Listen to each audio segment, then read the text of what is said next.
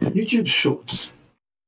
In this video, I'm going to give you a step-by-step how-to guide on how to make YouTube videos that will perform better than general. I've read up, I've watched videos, I've done research, and this is the 7 or 8 tips I've come up with. Well, just watch at the end. I'll tell you about a super clever trick to help your video get even more exposure. I'm sure you have not thought about these tricks. Let's go.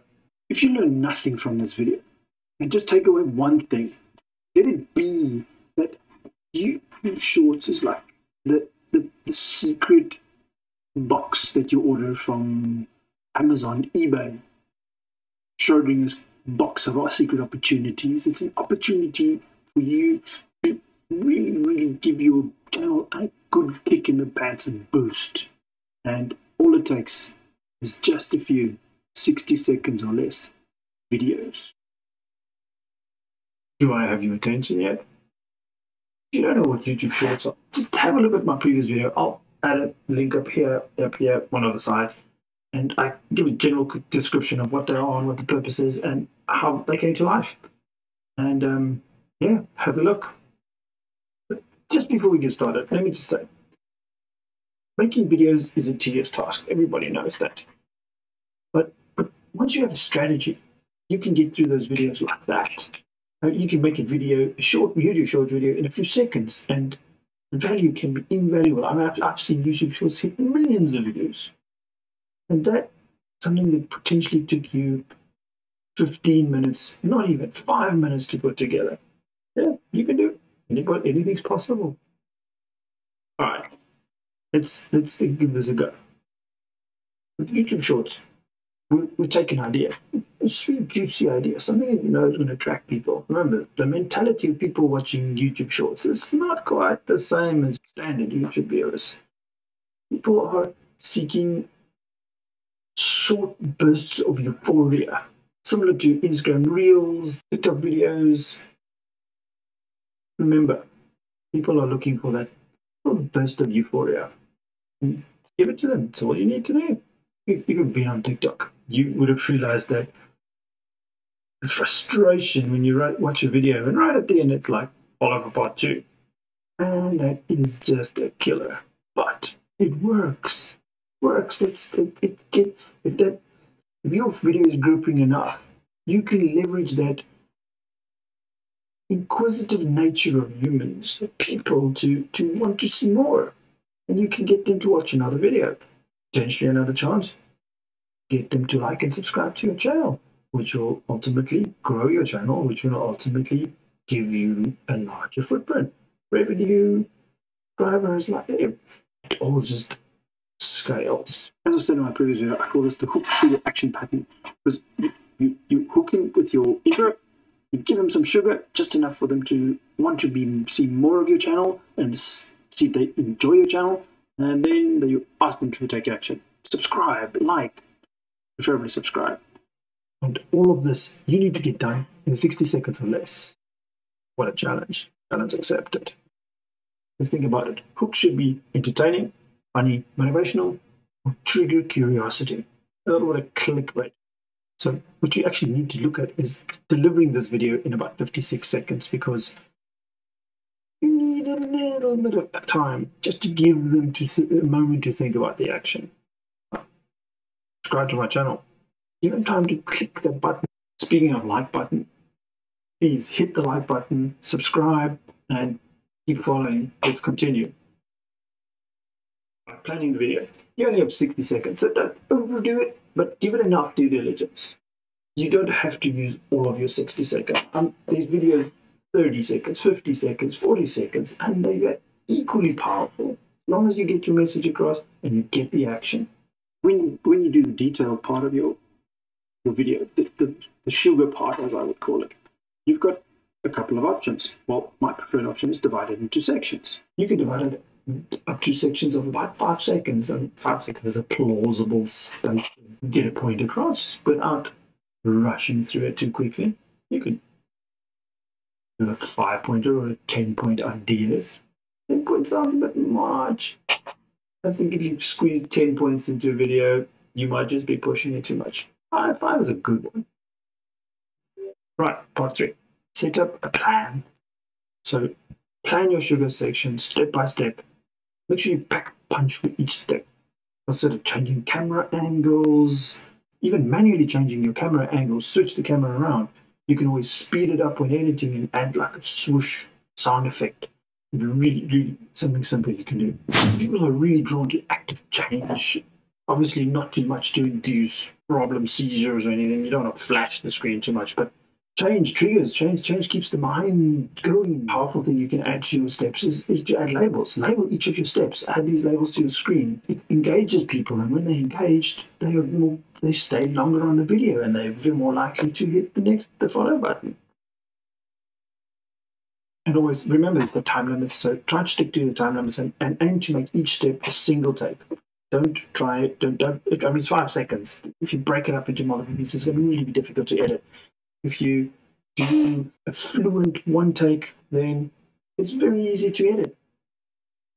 Editing, the part no aspiring YouTuber really thinks about before they jump into this YouTube game. I mean, for anybody who's done YouTube, you know already by now. Editing is maybe one of the biggest parts of your day, is editing your videos. Up until the point, obviously, where you can afford to pay an editor or wish to choose to pay an editor. Lots of established YouTubers that still don't pay editors, they like doing the work themselves. When you're editing, remember your aspect ratio. This is short. You need a portrait. That so many people say, but how do you get your videos in portrait when most video editors are made for landscape look? So I'm going to just give you a quick run through. So in OpenShot or iMovie, which is the tools I prefer to use, just build your videos the same. It's you build them like that in a normal landscape wide, and just make sure that your video is lying sideways. All right, let me show you in iMovie how I put together a short. Let's do a fade cut over. Right, let's go. So in iMovie, you pretty much set up your movie normally. And I'm just going to show it like this. So by default, this is what the movie will look like. There we go. For that. And then you just hit that rotate button there. And you set the Ken Burns effect up. You can just go down. There we go. And what I've done is I've taken the videos and I've split it up into a few pieces here. You can see every time how I split it is when my face is at a particular place, going either too much to the left or too much to the right. And the moment it starts coming back, I put in a break and I put the Ken Burns on. And if you look at the Ken Burns, it's from start to end. So if in this particular cut, my face moved towards the right of the video. So I'm effectively just following it. If we look at that, it's going to go like that. I'm going to follow my face. See? So combination of Ken Burns and just a bit of tweaking. Yeah, this one I've just followed up. So let's see. So what I did to really make this work well is I take this snippet here and I copy it, and then I only paste of the effects on that clip. I paste it onto this one, and then all I simply do is I swap the Ken Burns effect from this one. The reason for that is if you can see where it ends here, this one ends. The idea is that I start exactly in the left following clip where the previous one ended. That way you get a smooth transition from the clips and you don't get that jumpy. Same thing here. The end, see where the end is here? This one will start where that one ended. And then again, this one starts where that one ended. And that's how it goes. And then, as you can see, I've got 56 seconds over here. And I've got a little call to it. There's my call to action. Subscribe. Whoop, whoop. Let's just get that done. Let's see it. It's all sideways. I'll show you how to get through that right now. And here I've got my front page. This is my hook, sugar, and action. Right, now here's the sneaky part. I am going to export this video really quickly, and Right, let's export this video. Where shall we put it down? It's already got a place. There's an A-rolls. But just for the sake of this one, I'm going to demonstrate something. I'll put it in the YouTube folder here. Save. And it should be done quite quickly because it's not a massive video. I'm going to pause here and I'll get back to it when it's done. All right, it's done. Let's have a look at this. Right, there's the video. Perfect. And then on Mac, brilliant feature. Just look at that. Look at this little button right here. You'd have to do nothing else. But you see, it tells you to rotate it anti-clockwise, which means you'll have to rotate it 3 times. But if you press the option button, it goes right. Hit that up, and boom, your video is straight up. Perfect. You have to do nothing else. Compression is still perfect. Ratios are still perfect. And it's now upright. Still the exact same dimensions. Perfect for you to upload. That is a magic trick you can remember. Don't be shy. Hit the like button, subscribe. Yeah, we like it. And or put a buy me a coffee link down there. If you feel like buying me a coffee, please do. Alright, let's get back to the strategy. Remember, when you do a call to action, you can either do it directly with your face, say, shout, give me a subscribe, yeah? Or you can just pop up a flashing words. It's like, while the video is playing in the background, subscribe. Similar to the video I just showed you. I will be adding a link to the video in the description, so have a look at it. Then you can always add some background music, some pleasant background music, or some fitting, suitable background music. Just get it from YouTube library or other libraries that is not going to get you your account flagged for copyright claims.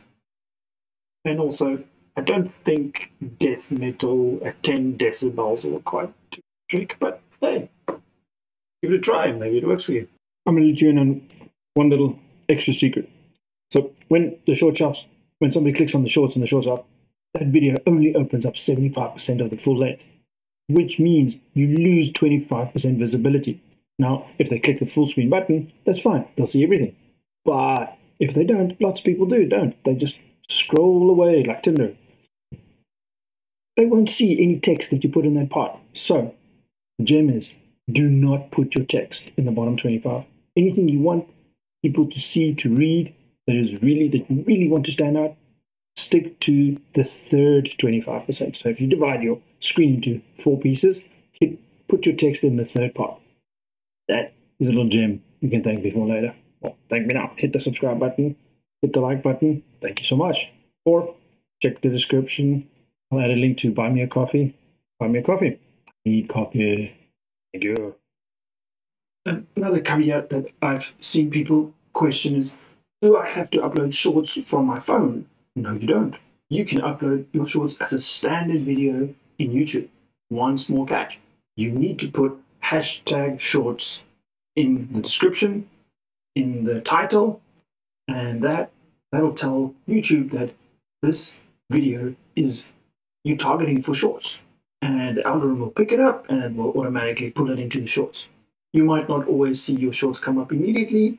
Give it some time. You'll get there. Provided you're under a minute and your video is portrait in the right size, it'll get into the shorts train. Just keep an eye out for it. Now, just don't think that one is enough. One is not enough. Do more, as many as you can.